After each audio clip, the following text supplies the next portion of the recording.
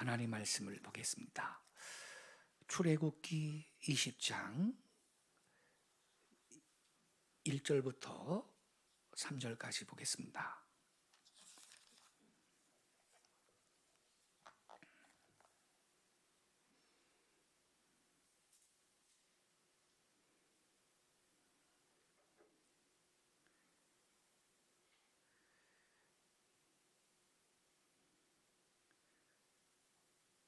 같이 읽겠습니다. 시작. 하나님이 이 모든 말씀으로 말씀하여 이르시되 나는 너를 애굽 땅 종되었던 집에서 인도하여 낸 내 하나님 여호와니라. 너는 나 외에는 다른 신들을 내게 두지 말라. 아멘. 우리가 수요일 저녁마다 주기도문을 다 공부를 했고 이제 십계명 말씀을 우리가 상고를 하고 있습니다. 지난 시간에 제1계명을 말씀을 드렸습니다. 시간이 제한되어 있기 때문에 충분히 말씀을 못 드렸는데 이 시간에 연속적으로 제1계명을 계속해서 상고하도록 하겠습니다. 여기 그 3절에 보면 너는 나 외에는 다른 신들을 내게 두지 말라. 즉 하나님 한 분만 섬겨야 한다 말씀을 하셨습니다. 이것은 신앙의 제1조입니다. 그렇다면 하나님이 과연 존재하시는가? 이것은 뭐 조직신학적인 그 주제가 됩니다만 그렇게 거창한 너무 깊은 어떤 학문적인 그러한 그 접근을 하지 않는다 할지라도 기독교인들은 누구나 왜 하나님이 존재하시나 여기에 대해서 쉽게 우리가 이해하고 설명할 수 있는 근거를 우리는 갖고 있는 것입니다. 지난 시간에 그 근거가 무엇인지 우선 말씀드렸는데 첫 번째가 양심이라고 말씀드렸습니다. 양심. 자, 여기를 접어두시고요. 여러분 로마서 1장 19절을 좀 찾아주세요. 신약성경 로마서 1장 19절 말씀을 보겠습니다. 로마서 1장 19절 239페이지입니다.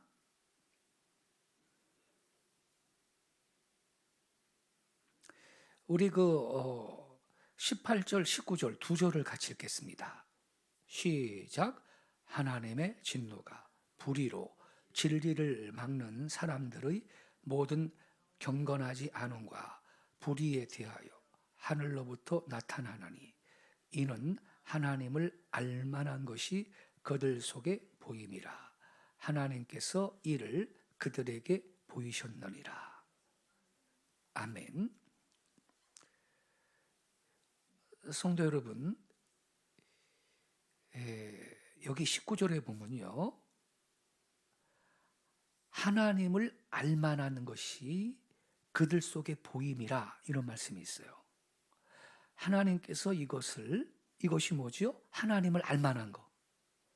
이해되셨죠? 이는 하나님을 알만한 것이 그들 속에 보임이라. 그들은 인간입니다. 인간들 속에 하나님을 알만한 것이 보인다는 거예요. 이유는 뭐냐? 하반절에 하나님께서 이를이 뭐라 그랬죠? 하나님을 알만한 거. 그들에게 보이셨다 이렇게 말하고 있어요. 지난 시간에 요게 뭔지 첫 번째 걸 말씀드렸거든요. 양심이라 그랬어요. 양심. 양심. 여러분, 예수님께서 가늠하다 현장에서 붙잡힌 이 여자를 바리새인들이 이 예수님 앞에 끌고 와가지고 율법에 의하면 이런 여자는 돌로 쳐 죽이라 그랬는데 당신은 어떻게 하겠습니까? 이렇게 물어봤죠. 그때 우리 예수님이 누구든지 죄 없는 사람이 먼저 돌로 치라 그랬습니다. 그랬더니 다 돌을 바닥에 던져놓고 가버렸습니다. 왜 그렇게 됐다 그랬어요? 양심이 고발을 했기 때문에. 너도 죄 있잖아. 너도 죄 있잖아. 너는 나쁜 짓 안 했냐? 양심이 고발을 하니까 돌을 바닥에 던져놓고 다 도망가 버렸다 그랬죠. 그래서 여러분, 이 양심이 말입니다. 우리한테 옳다, 그르다 판단을 해줍니다. 옳은 일은 해라, 나쁜 일은 하면 안 된다, 명령까지 합니다. 내 양심이. 그쵸? 경험했죠? 또 어떤 것은요, 우리가 잘했다, 어떤 것은 잘 못했다, 책망까지 합니다. 내 양심이. 우리 다 경험했죠? 근데 이 음성이 나의 내면에서부터 이게 들려오는데 말이죠. 나의 내면에서부터. 이 음성이 어디에서부터 오는 것이냐? 누가 이 말을 하는 것이냐? 이게 하나님의 음성입니다. 하나님의 음성.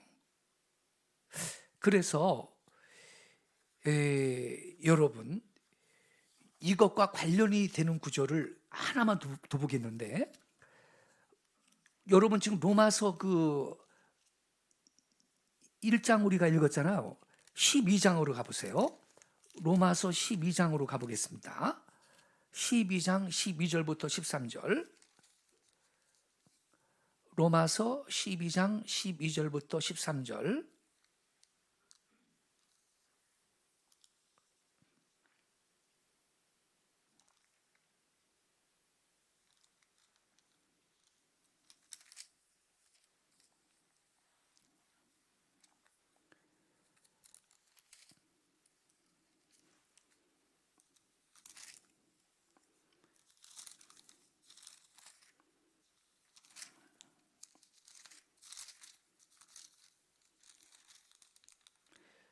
로마서 12장, 죄송해요.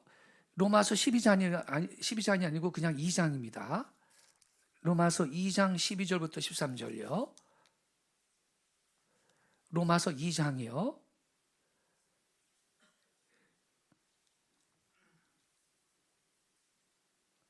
12절, 13절부터 15절까지 12절부터 15절까지 저랑 한 절씩 교독합니다. 제가 먼저 12절을 읽을게요. 무릇 율법 없이 범죄한 자는 또한 율법 없이 망하고 무릇 율법이 있고 범죄한 자는 율법으로 말미암아 심판을 받으리라.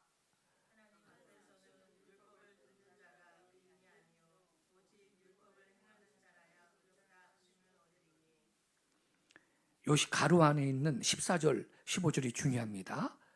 이거 잘 보셔야 돼요.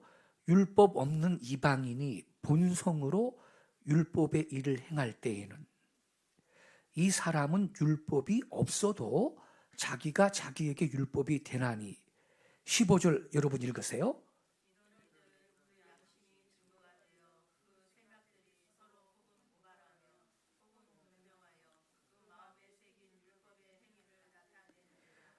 자, 여러분, 이게 기가 막힌 말씀이 여기 있는 거거든요.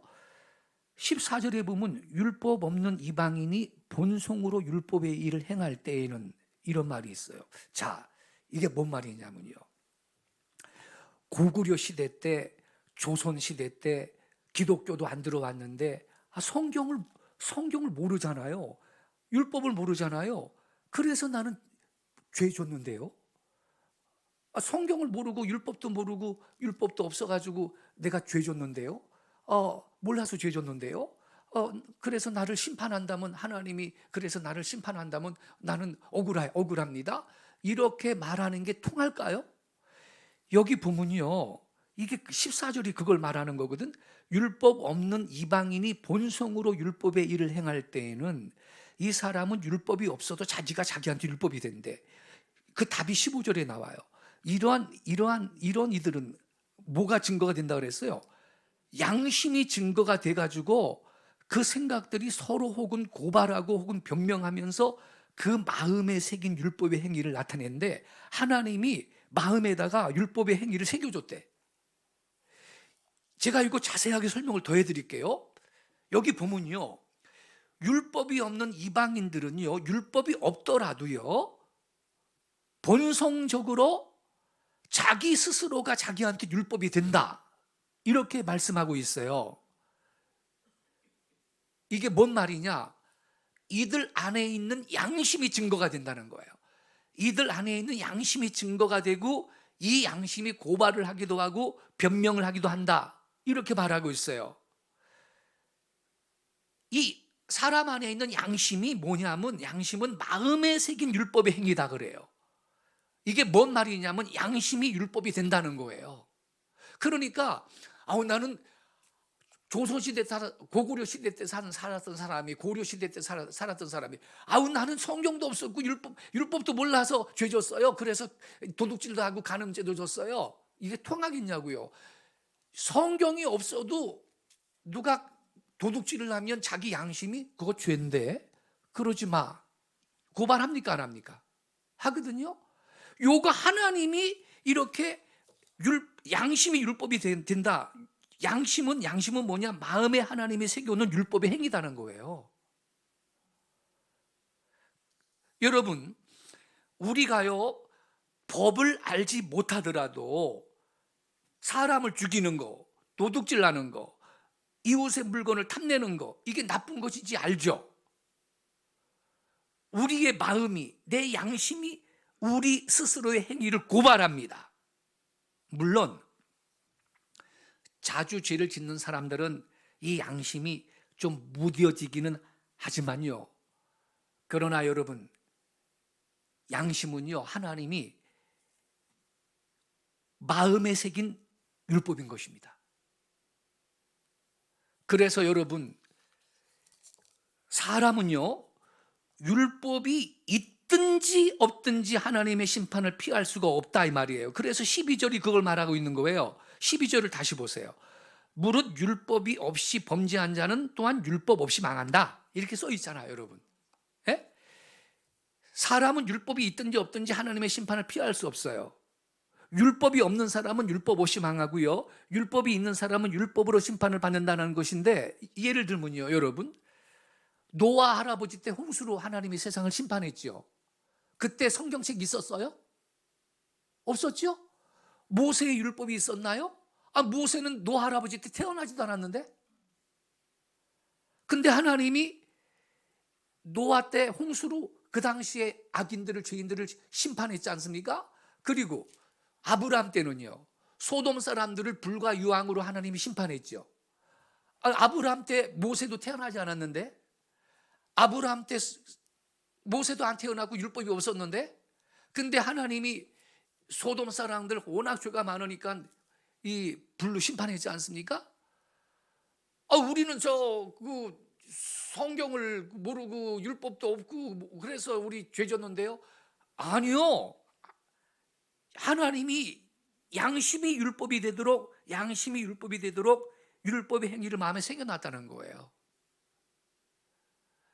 이 양심의 고발을 막 인위적으로 막 눌러버리고 예를 들어서요 동성애를 한다 그러면 소돔이 동성애 때문에 불심판 받았지 않습니까? 동성애를 한다 그러면 이 인간의 양심은 이 본성은 말이죠, 이거는 변태인데, 이건 자연스러운 게 아닌 건데 양심이 고발을 딱 합니다. 그러나 이 양심의 고발 소리를 막 자기가 눌러버리고 깔아 뭉개니까 죄를 짓는 그 동성애를 하는 거거든요. 그래서 하나님이 소돔 사람들을 불로 심판한 거거든요.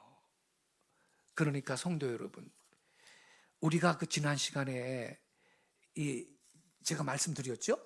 양심이라는 것은요, 하나님의 음성이다라는 거. 그리고 이게 하나님의 계시다라는 거. 하나님의 계시. 그리고 우리가 믿는 하나님, 그 하나님이라는 존재는 도덕적인 분이구나, 도덕적인 신이구나라는 사실을 우리는 비로소 알게 되는 것입니다. 할렐루야.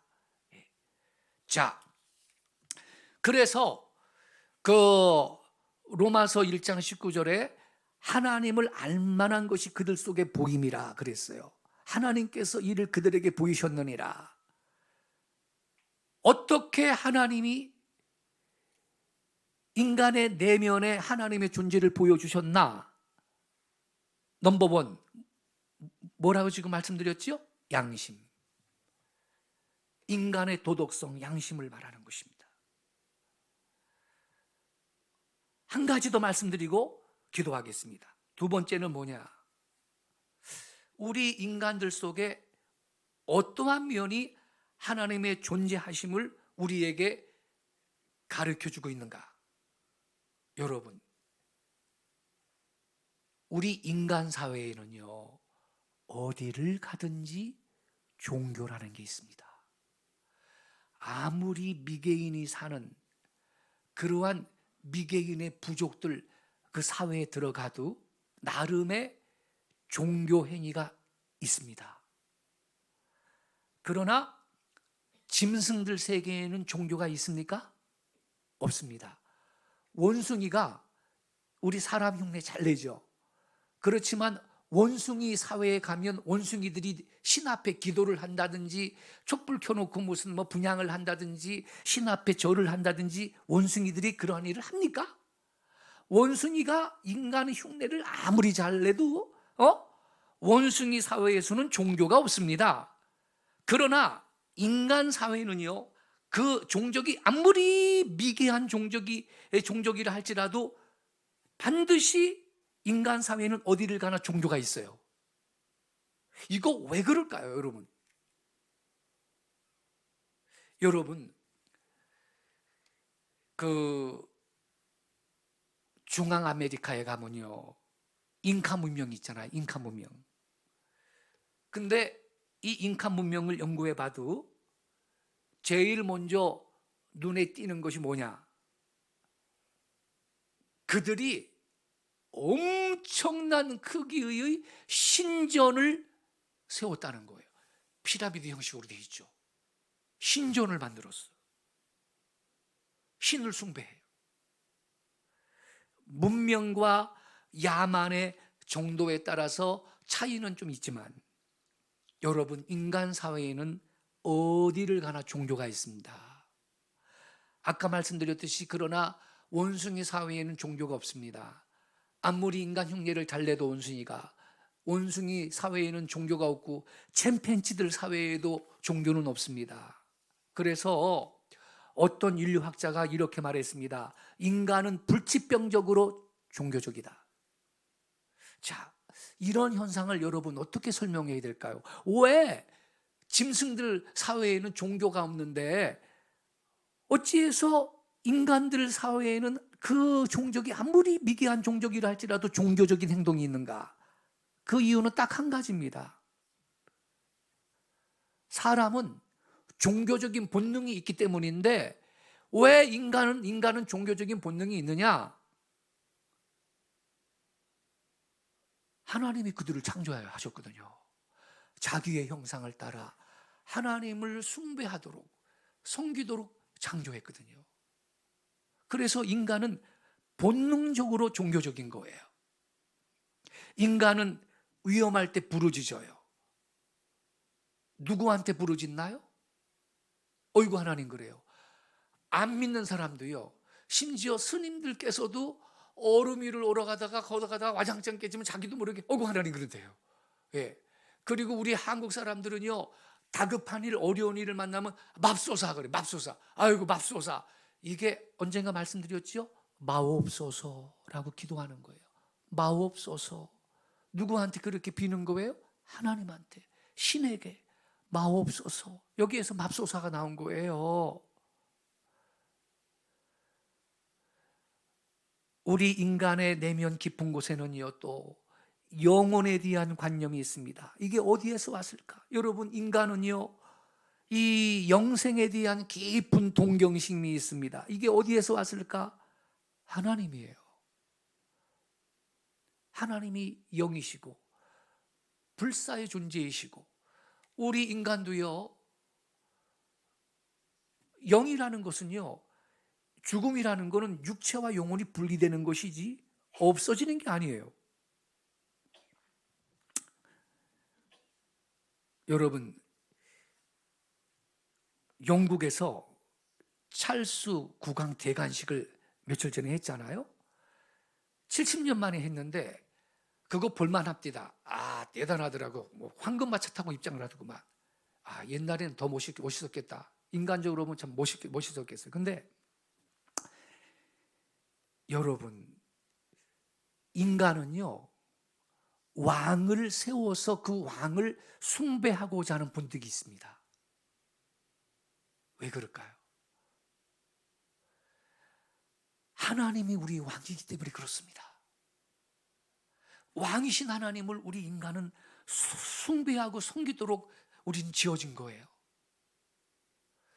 그래서 종교적인 본능이 있는 거고요. 그래서 하나님을 없다 하는 인간들도요, 자기도 모르게 국왕폐하 만세, 왕은 만세, 왕 만세 그러면서 왕을 세워가지고 그 왕을 숭배하려는 본능이 있는 거예요. 이게 인간이에요.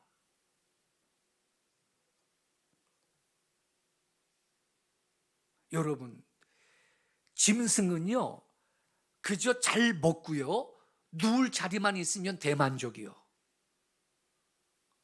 그러나 인간도 그래요? 아닙니다. 인간은 아무리 의식주가 넉넉하다 해도 그것 갖고 최대의 만족을 느낄 수가 없습니다.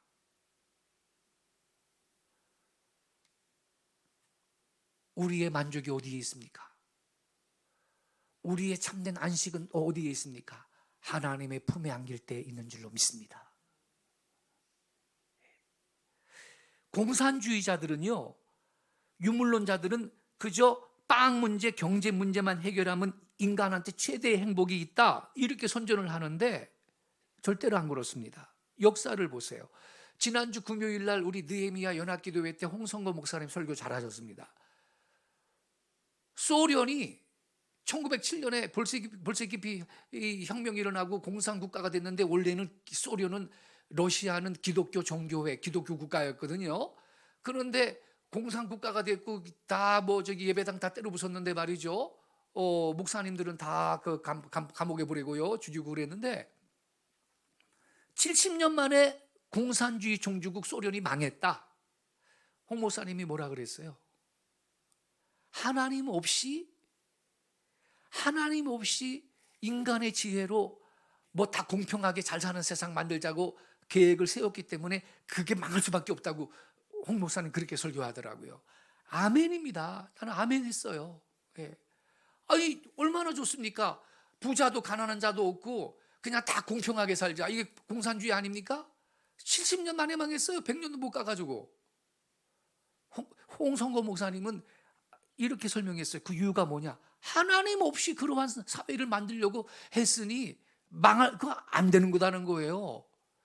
그러면서 기도에 대해서 강조했죠. 우리가 일하면 우리가 일하는 거지만 우리가 기도하면 하나님이 일한다. 할렐루야. 멋진 말씀 아닙니까? 예? 그 소련은 공산주의 종주국 소련은 70년, 정확히 말하면 69년 만에 망해버렸어요. 하나님 없이 뭘 멋있는 세상을 만들어 보려고 했는데 실패할 수밖에 없는 것이고, 그래서 여러분, 우리는요, 우리 인간의 최대의 만족이 어디에 있는가? 빵, 무슨 레크레이션, 오락 이런 데 있는 게 아니고 우리는 하나님 앞에 부복하고 그분을 예배하고 섬길 때 거기에 참된 만족이 있는 줄로 믿습니다. 인간한테는 종교적인 본능이 있기 때문에 그렇다. 여기에 대한 만족이 없으면 최대의 만족이 없는 거예요. 근데 인간한테는 종교적인 본능이 있다 그랬잖아요. 그럼 잘 생각해 보세요. 본능이 있다면 그 본능을 만족시킬 대상이 있는 거거든요. 자, 보세요. 식욕이 있다. 그러면 그 식욕을 만족시킬 만한 음식물이 세상에 있는 거고, 성욕이 있다 그러면 성욕을 만족시킬 만한 성의 대상이 있는 거 아닙니까? 그죠? 인간의 본능에는 그 본능을 시켜줄 만한 대상이 꼭 있는 거거든. 갓난아기가 엄마 뱃속에서 나와가지고 입을 벌리고 웁니다. 근데 의사들이 실험을 했는데 갓난아기를요, 엄마 그 배 위에다 올려놨대. 그랬더니 이 갓난아기가 찾아가서 엄마의 젖꼭지를 입으로 물더래. 진짜 찾아가서. 그 갓난아기가요. 그 엄마 젖꼭지를 빨더라는 거예요. 어린 아이가 모태에서 나와서 입을 벌리고 옵니다. 젖바는 본능이 아기한테 있습니다. 왜 입을 벌릴까? 어머니의 젖꼭지가 기다리고 있기 때문에. 그래서 여러분, 인간의 본능에는 그 본능을 만족시켜줄 대상이 있는데, 그러면 다른 모든 본능에는 대상이 있는데 인간은 종교적인 본능이 있다 그랬지 아까. 이 종교적인 본능에 대해서만 대상이 없습니까? 그건 아니지. 반드시 있는 거지요. 그 대상이 누구신가요? 하나님이신 것입니다. 할렐루야. 하나님이에요. 그래서 성도 여러분, 이 무신론이라는 것은요, 이거는 영적인 질병이에요. 무신론자는 영적인 환자입니다. 병들게 되면 식욕이 없어지는 것처럼 무신론자는 사실 영적인 환자고요.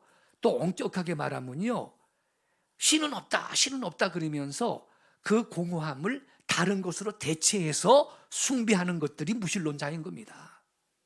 그렇지 않습니까, 여러분?